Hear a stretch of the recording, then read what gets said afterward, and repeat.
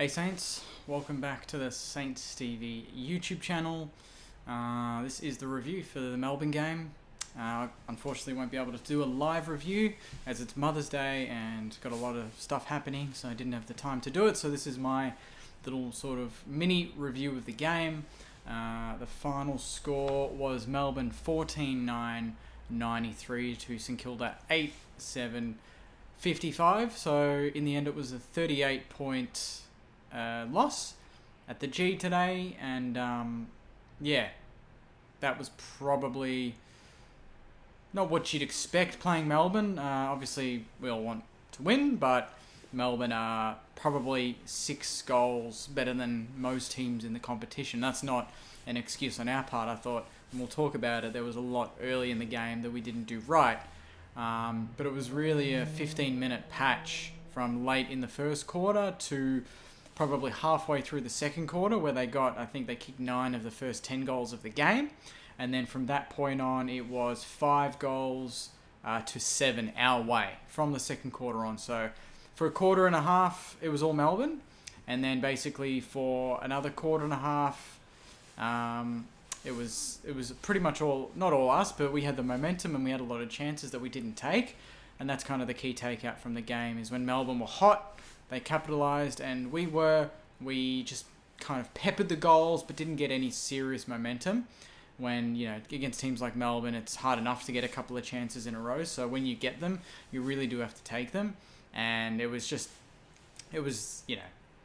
day was kind of summarised straight off the bat when Membry at quarter time just needed to kick a settler for us. And, it's after the siren. He's got all the time in the world, and he still manages to kick close enough to the man on the mark that the umpire calls it touched. They couldn't definitively find out if it was touched or not, but because it was umpire's call, they gave it a behind, and we go in, quarter time 3 behinds to, I think, 4 goals to 26, already nearly 4 goals down. And from that point on, you're chasing Melbourne all day. And I guess the key positive for the game was at times in the late second, and definitely most of the third, we started to play our football. But that's also the frustration, is why didn't we start that way to begin with? It seemed like when we came out of for quarter time, in the first quarter, we outmarked them like 30-10 in the first quarter, and that's not our style. We're not a high marking team. We're a high kicking team and a high play on off the mark team. So just, handball receives. But we were very low on that in the first quarter and very high on mark. So we were trying to chip it around, shift the ball around the ground. And that was mainly because May and Lever were the next kick down the line, and you don't want to kick it to them because you just turn it over easily, and that's where Melbourne generate a lot of their scoring chains, is from May or Lever. They get it into the hands of someone like Langdon on a wing. They go in long to the goal square. Ben Brown, McDonald, they're good in the air, but they've also got very good Cromer, Sparrow, Pickett.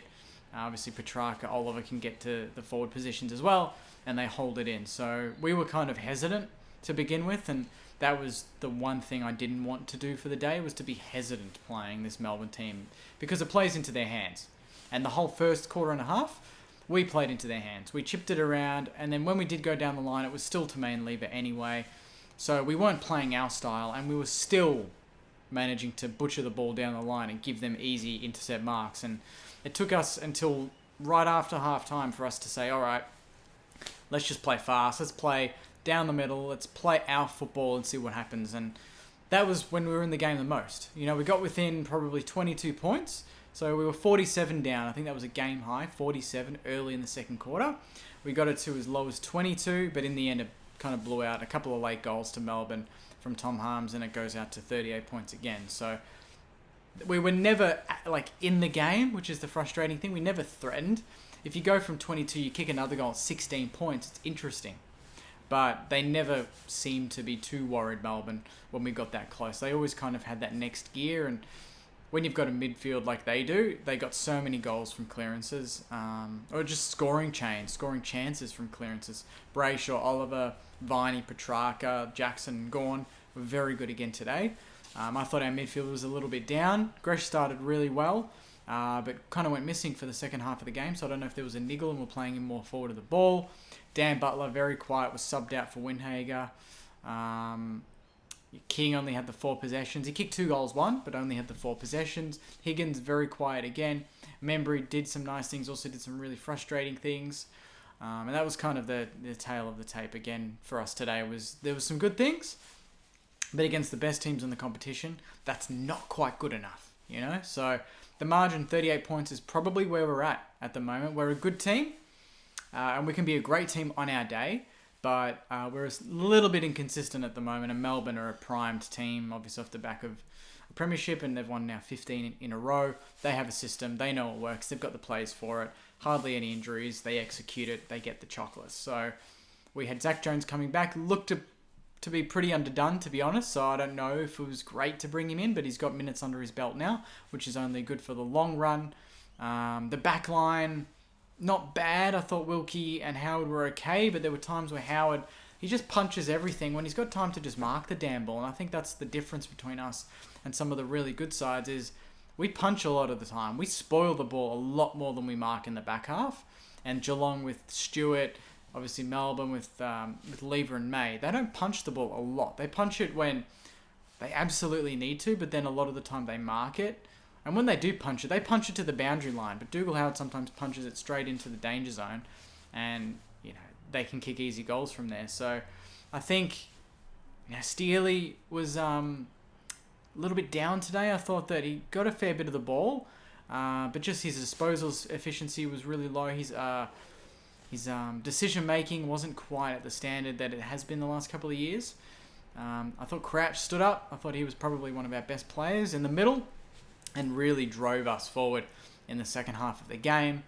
But I think, if we're doing the match review at Moorabbin on Monday, I think Rats really needs to focus on that 10-15 minute period where they kicked 5 goals to nothing, midway through the first into the second, and really talk about where can we stop that? Why couldn't we change that momentum at any way? We had to wait until half-time to do that. And if there was no half-time, that second quarter would have gotten pretty ugly, I would have thought. But we found a way to get the game back on our terms, and our tools started to get going a little bit, but it was a bit too, the game was a bit too far gone at that point. And Melbourne, again, shifted gears in the last quarter. I think there were some dodgy umpiring decisions that weren't great. When you're the reigning premiers, you do get a little bit of a soft run with the umps. I think they missed a few there, and that Brad Hill holding the ball call late in the game was absolutely horrendous. There was a lot that they missed, pushing the backs or just dropping the ball, just Melbourne players just dropping the ball. But that's not the reason why we lost, obviously. Melbourne are a very good team. They're the best team in the comp. And yeah, if you told me we're probably about 5 or 6 goals behind Melbourne at the moment, I'd say, yeah, that's probably true. I don't think we're, if we had got done by 10, 15 goals, I would have said that's just a bad day. But today we really did knuckle down after quarter time, and we outscored them after quarter time, So that's kind of the key positive, is this game could have just gone downhill once we got 47 down. It could have really blown out. But we really did try hard to get back into the game. We tried to shift the ball around a bit more, give it to our good ball users in Brad Hill and Nasai Wanganeen-Malira. I thought they were both some of our better players today. They really did create drive and run, and they could actually hit targets under pressure. And our pressure in the first quarter and a half, from what Fox Footy was saying, was above 200. So it was very good. But Melbourne were handling it, and that just really shows you the level that they're at. Is, can we handle when a team throws 200 pressure at us? Probably not, because Melbourne were doing the same. But when we did it to them, they still had that composure to still kick goals. And they're a very confident team at the moment. I think we're getting there, but it was a good learning game for us. I'm glad that we didn't get blown out of the water late, because we didn't deserve that. I thought we did try hard. And we're the first team to outscore Melbourne in a third quarter this year. The last quarter, it was 4 goals to 3, I think. So, yeah, we didn't... You don't walk off the ground there thinking, shit, we left a bit on the field there. I think we did really try to change the game in that second half, but it's really that 15-minute period in that first and second quarter that really got the job done for Melbourne, and that's all it takes when you're a good team and you can capitalise. For us, we don't do that often enough, so we really need to play 4 consistent quarters to get wins against these good teams. We're not that good yet that we can play 10-15 minutes and blow them off the park. We can get back into games, but we just don't know how to do that from the get-go. We love chasing games, which is really disappointing. And I think the lack of smalls at ground ball really was damning, and that really did create a lot of change for Melbourne. It was so frustrating to see.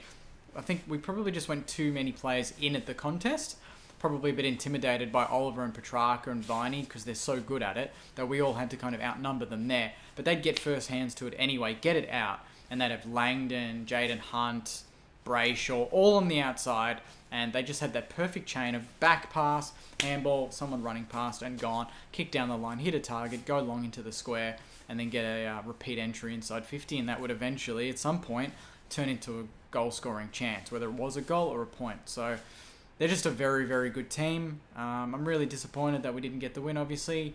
Watching it with Mum, obviously, for Mother's Day, so it would have been good to get a photo with her after the game as a winner. But I think we can learn a lot from today, and this doesn't really change my opinion on the season. I don't think the season is shot like some people are commenting, which is absolutely ridiculous, and that we're a joke of a club. We lost to the best team in the land by 38 points after being 47 down very early in the game, so we really did grind it out. It's just that starting point where we need to come out with that mentality and not chase the game, because the game's gone at that point. So you're just going to get sort of an honourable loss, and it's still a loss. So who gives a shit if it's honourable or not? So there's a lot to learn from this. I think there will be some changes next week. I think Dan Butler's, whether he's injured or not, I don't know, but just, no goal scoring impact again, and a couple of soccer chances off the ground, and you're like, just put your head over it, mate. You're going to get the ball, get the free kick, just put your head over the footy. Just some star players down. I thought our rucks were okay. They battled. I thought Paddy Ryder did pretty good. I don't know what his stats were at the end, but I thought it seemed like he got a lot of clearances around the ground, just getting a first boot onto it. But that also, in turn, just gave them easy marks down the line. We kind of got sucked into just bombing it a few times, and Melbourne are very good at doing that to teams, and they're very good at turning it over and scoring from that. So I think we can learn a lot from today. I'm not disheartened by it. I think we can still beat Geelong next week. This game doesn't change my opinion of us being a top 6 team. I think it's just, Melbourne have done this to every team this season. They've done it for the last 15 weeks in a row, including teams in the finals that were good, normal regular season teams, like Bulldogs and Geelong, Brisbane and these sort of teams. So, don't be disheartened, Sainers. I know there's a few people commenting and probably losing it a little bit, but I'm honestly sick of that. This is a very good team we've played today, and we started very slow, but after quarter time we broke even and outscored them, and no one else in this competition has managed to do that this year, especially in the third quarter, which is their best quarter by a mile. So the fact that we can do that is good, and we're naturally slow starters, so I think if anything we need to fix our starts more than our second halves, because our second halves seem to be pretty steady. It's our first and second quarters where the game's always tight against average teams, or we're playing really good teams and we're behind the 8 ball. So I think we need to come out with just a different mentality, and hopefully we can do that next week against Geelong. So I'll leave it there. A bit of a quick one. Sorry again for not being able to do the live, but it's Mother's Day. A couple of commitments going on, so hopefully you appreciate the review nonetheless. And if you're in that sort of negative mindset, just understand, we played Melbourne. We didn't lose to Carlton today by 38 points, although we did last year. We played Melbourne, who have done this to every single team for 15 weeks, and I did want to be the team to stop them, and I really believed we could have been today, but we started just shockingly, and when you start 47 points in arrears against someone like Melbourne, against a team like Melbourne, it's going to be hard to fight your way back into it. But we did, apart from a couple of late goals, which were off the back of a couple of dodgy free kicks, so I wouldn't be disheartened, saying be positive. There are some good signs to come from this game. And the good sign in general is we just played the best team in the comp. And obviously our coaches, our supporters hopefully, and especially our players are going to take key learnings from this game that will hopefully maybe benefit us next week. We might see some shifts, but that's going to be what we do on the track that kind of defines that.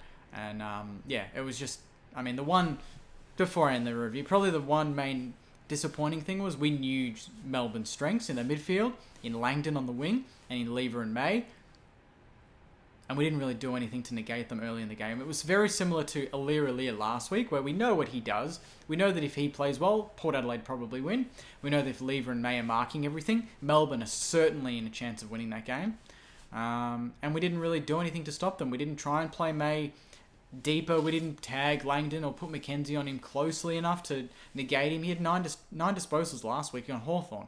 He had 30 today. So I think, we want to play free-flowing football, but we also want to be clever about what we do with the opposition's strengths, but we didn't today. So Melbourne get the chocolates, 38 points, but I think we can learn from this and hopefully move on to bigger and better things starting next week against Geelong in another massive game. So I'll leave it there, Saners. Thank you very much for watching. Obviously, comment your thoughts, like the video, and if you're a Saner or you're not and you enjoy these reviews of my content, please subscribe to the channel. There's going to be a lot of videos coming out during the week on this game and on the game ahead against the Cats, so stay tuned for that. But until then, guys, enjoy the rest of your Sunday, and if you're with your mums, enjoy your Mother's Day, and if you're not, just have a great day in general, and I'll see you next week on the Saints TV channels. Take care, guys, and go you mighty Sainers.